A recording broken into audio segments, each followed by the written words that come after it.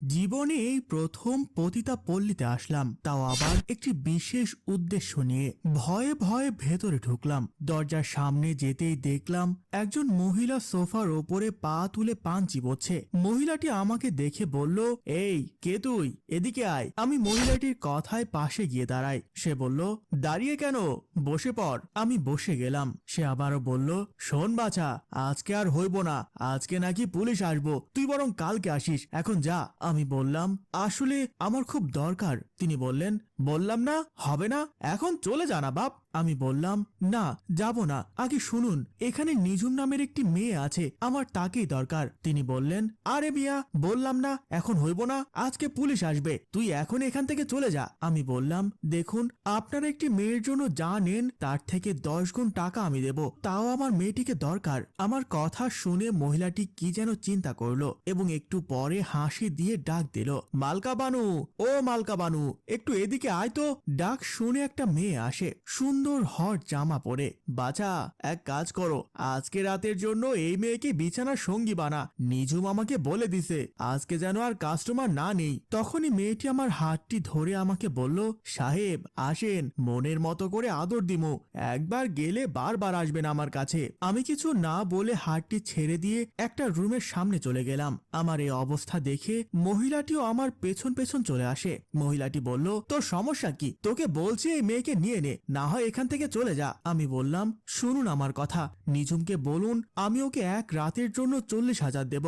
মহিলাটি টাকার কথা শুনে চোখ বড় বড় করে ফেললো, বলল, আচ্ছা বাছা, তুই অপেক্ষা কর, আমি নিঝুমকে বুঝিয়ে সুজিয়ে নিয়ে আসতেছি। এ বলে মহিলাটি রুমের ভেতরে চলে যায়। আমি দরজার সামনে দাঁড়িয়ে আছি। এমন সময় ভেতর থেকে মহিলাটি আমার সামনে নিঝুমকে নিয়ে আসলো। নিঝুমকে দেখে আমি হা করে তাকিয়ে আছি। প্রায় 8 বছর পর নিঝুমের সাথে আমার দেখা। সৌন্দর্যের দিকে এখনো ঠিক আগের মতোই আছে, কিন্তু হালকা মোটা হয়েছে। মেয়েটি বলল, বাছা, এই নে নিঝুমকে, আমাকে 20,000 টাকা দিবি, আর এই নিঝুমকে 20,000 টাকা দিবি, তাইলেই হবে। আমি তখন পকেট থেকে টাকা বের করে 20,000 টাকার একটা বান্ডিল মহিলাটির হাতে দিলাম, আর আরেকটি 20,000 টাকার বান্ডিল নিঝুমের হাতে দিয়ে ওকে নিয়ে নিষিদ্ধ পল্লী থেকে বের হলাম। রাত প্রায় অনেক হয়েছে।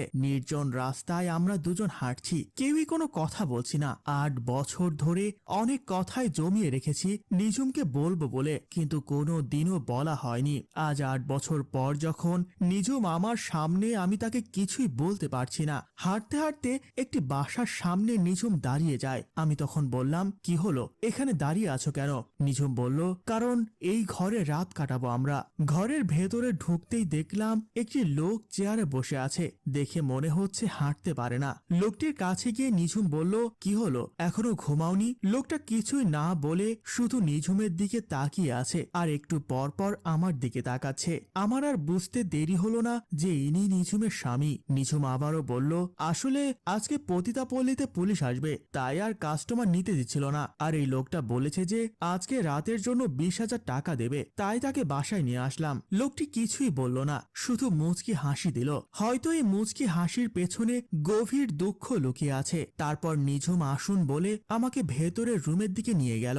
রুমে গিয়ে খাটে বসতেই আমি বললাম, আচ্ছা আপনার নাম কি? নিঝুম বলল, দেখুন, রাত এখন প্রায় 2টো, সময় নষ্ট না করে তাড়াতাড়ি আপনার কাজ শুরু করুন, 6টার আগে কিন্তু আপনার এখান থেকে চলে যেতে হবে। এই বলে নিঝুম তার কাপড় খোলার জন্য রেডি হচ্ছে। এটা দেখে কেন জানি বুকে খুব ব্যথা অনুভব হচ্ছে। ঘোর কাটিয়ে বললাম, আমার যা ইচ্ছে তাই করব, আমি আজকে রাতের জন্য আপনাকে 20,000 টাকা দিয়ে কিনেছি। কথাগুলো বলতে অনেক কষ্ট হলো, কিন্তু তাও বললাম। নিঝুম বলল, আচ্ছা কি বলবেন বলুন, আপনার নাম কি? আমার নাম নিঝুম। আমি বললাম, আর সামনের রুমে যে ভদ্রলোক আছে উনি আপনার কি হন? নিঝুম বলল, উনি আমার স্বামী। আচ্ছা, এসব আজাইরা কথাগুলো না বলে আপনি আপনার কাজটি করলেই তো পারেন। কথাটি শুনেই আমি রুম থেকে বের হয়ে গেলাম। আমি নিঝুমের স্বামীকে নিয়ে ওনাকে ধরে রুমে ঢুকালাম। নিঝুম বলল, কি হলো, আপনি আবার ওনাকে ভেতরে ঢুকালেন কেন? আমি বললাম, আমি একটু আপনাদের দুজনের জীবনের গল্পগুলো জানতে চাই। নিঝুম বলল, দেখুন, আপনি যে কাজের জন্য এসেছেন সেই কাজ করে চলে যান প্লিজ।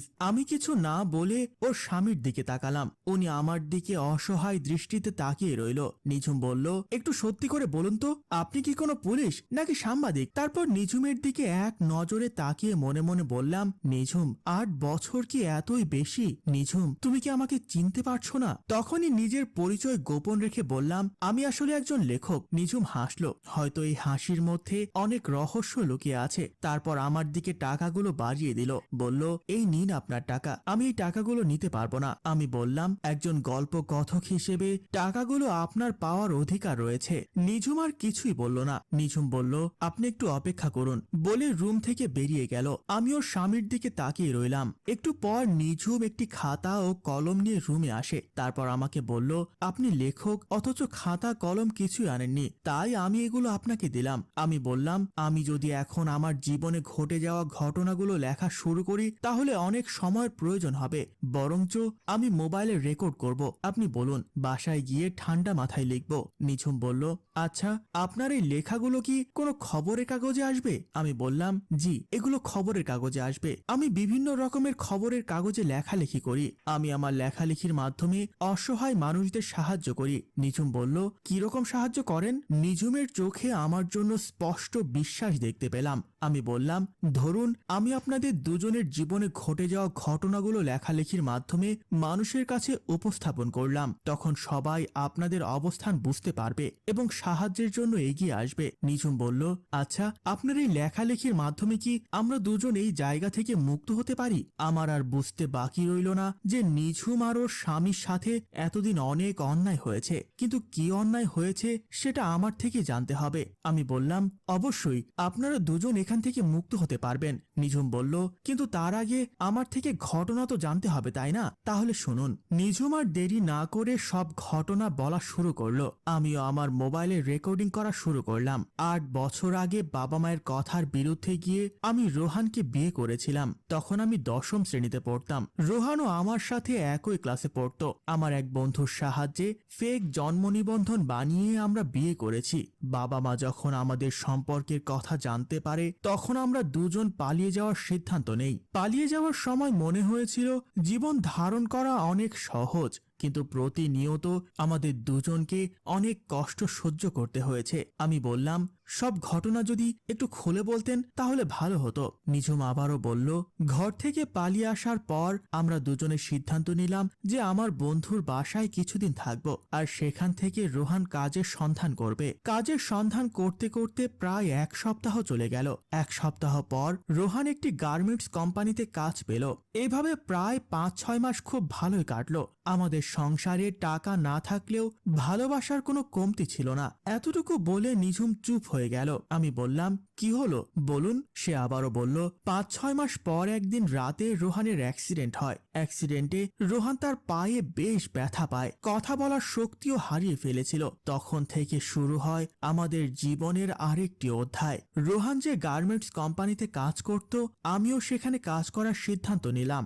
সপ্তাহ 2 সপ্তাহ কাজ করার পর আমার আর বুঝতে বাকি রইল না যে গার্মেন্টস কোম্পানির মালিক খুবই খারাপ। গার্মেন্টসের মালিক শফিক সাহেব আমাকে তার অফিসে ডাকে। আমি উনার চেম্বারে গেলে উনি উঠে আমার পাশে আসে। উনি আমার স্পর্শকাতর জায়গায় স্পর্শ করছে। আমি মুখ বুঝে সহ্য করে আছি। আর না পেরে বললাম, স্যার, কি শুরু করলেন? এরকম আচরণ করলে কিন্তু আমি এখানে আর কাজ করব না। আপনি এমনটা করতে পারেন না। তখনই শফিক সাহেব বলল, বেশ কথা বলতে শিখে গেছো তাহলে। শোনো, রাত 8টার দিকে আমার সাথে দেখা করবে, আর হ্যাঁ, তুমি একা আসবে। কথাটি শুনে কেন জানি খুব ভয় হচ্ছিল। আমি আর কিছু না বলে বের হয়ে গেলাম। আমার বেশ ভয় লাগছে বলে সেদিন আমি রোহানকেও আমার সাথে নিয়ে গেলাম, কিন্তু কে জানতো ওই দিনের পর থেকে আমার পৃথিবী সম্পূর্ণ পাল্টে যাবে। এতটুকু বলে নিঝুম আবারও থেমে গেল। এবার নিঝুম ও রোহান ভাই দুজনে কান্না করতে লাগলো। নিঝুম নিজেকে ঠিক করে নিয়ে আবারও বলল, আমি তখন ঠিক রাত 8টার মধ্যে আমি রোহানকে নিয়ে গার্মেন্টসে গিয়ে হাজির হলাম। আমরা দরজার সামনে দাঁড়িয়ে আছি। মালিক বের হয়ে বলল, আমার সাথে আসো দুজনে। আমরা মালিকের পেছনে পেছনে যাচ্ছি। সিঁড়ির কাছে আসতেই হঠাৎ কয়েকজন লোক আমাকে আর রোহানকে ধরে ফেলে। রোহানকে লোকগুলো খুব মারতেছে এবং দুজনকে টেনে একটি রুমে ঢুকিয়ে রাখে। নিজুম কান্নাকাটি করতে লাগলো। আমি বললাম, তারপর কি হলো? নিজুম চোখের পানি মুছে বলল, তারা একটি রুমের মধ্যে বন্দি করে রাখলো। রোহানকে প্রথমে অনেক মারলো, তারপর তাকে বেঁধে রাখলো। রোহানকে বেঁধে রাখার পর তারা একে একে সবাই আমাকে গণধর্ষণ করলো। সেদিন নিজেকে একটি ভোগের পণ্য মনে হয়েছিল। ইচ্ছে করছিল মরে যাই, কিন্তু মরারও সুযোগ হচ্ছিল না। তারপর তারা আমাদের দুজনকে সেখানে ফেলে রেখে চলে যায়। তারা চলে যাওয়ার পর আমি আত্মহত্যা করার চেষ্টা করলেও রোহানের কারণে করতে পারিনি। নিজেকে সবচেয়ে নিকৃষ্ট মেয়ে মনে হতে লাগলো। আমরা দুজনে সিদ্ধান্ত নিলাম ভোর হওয়ার আগেই এই জায়গা ছেড়ে চলে যাব। কিন্তু ভাগ্যের নির্মম পরিহাস, তারা সবাই আবারও আসলো এবং আমাকে পতিতালয়ে বিক্রি করে দিল। এখন আপনার মনে অনেক প্রশ্ন হতে পারে যে কেন আমি কোনো আইনি ব্যবস্থা নেইনি, কেনই বা আমি এই পেশা থেকে দূরে সরার চেষ্টা করিনি। যারা আমাকে ধর্ষণ করেছে তারা সবাই এই এলাকার অনেক নামি দামি ব্যক্তি। এই এলাকার পুলিশরাও তাদের সাথে আছে। তাই যতবারই আমি আইনি ব্যবস্থা নিতে চেয়েছি ততবারই আমাকে ধর্ষণের শিকার হতে হয়েছে। আর এই ভদ্র সমাজ আমাকে পতিতা নামকরণ করে দেয়। তখন থেকেই রোজ ছেলেদেরকে আমার বিছানার সঙ্গী বানানো আমার নিত্যদিনের কাজ। জানেন, হয়তো আমি পৃথিবীর সবচেয়ে নিকৃষ্ট মেয়ে, তাও কিন্তু আজও রোহানের জন্য আমি পৃথিবীর সবচেয়ে সুন্দরী মেয়ে। এতক্ষণে আমি খেয়াল করলাম আমি নিজেও কান্না করছি। নিঝুম বলল, আমি অনেকবার চেষ্টা করেছি এইসব ছেড়ে অনেক দূরে চলে যাব, রোহানের সঙ্গে অনেক ভালোভাবে বাঁচব, কিন্তু লাভ হয়নি। আমি বললাম, আপনি আর কখনো আপনার পরিবারের সাথে কোনো রকম যোগাযোগ করার চেষ্টা করেননি? সে বলল, না, করিনি। আমি জানি আমি যদি আজও আমার পরিবারের সাথে যোগাযোগ করি সবাই আমাকে মেনে নেবে, কিন্তু রোহানকে হয়তো কেউই এই অবস্থায় মেনে নেবে না। তাই আমি আমার পরিবারের কারো সাথে কোনো রকম যোগাযোগ করিনি। আমি বললাম, তাহলে এখন উঠি? নিঝুম আমার দিকে জিজ্ঞাসু দৃষ্টিতে তাকিয়ে রইল। আমি বললাম, আপনি চিন্তা করবেন না, খুব জলদি আপনারা দুজন এই বিপদ থেকে মুক্তি পাবেন। নিঝুমের কথাগুলো শুনে আমি নিস্তব্ধ হয়ে গেলাম। অনেক কিছুই বলার ছিল, কিন্তু কিছুই বলতে পারলাম না। আচ্ছা, আমি আসি, তোমাদের জীবনের সুখ ফিরিয়ে আনার চেষ্টা করব বলে আমি বের হয়ে গেলাম। আর কিছু চাপা কষ্ট লুকিয়ে আমাদের গল্প এখানেই শেষ হয়। সম্মানিত ভিউয়ার্স, আসলে মানুষের জীবনে কোন সময় কি ঘটে তা কেউ আগে থেকে জানে না। সে কি পারবে তাদের সুখ ফিরিয়ে দিতে? মেয়েটি আসলে লোকটির কি হয় কমেন্টে জানাবেন।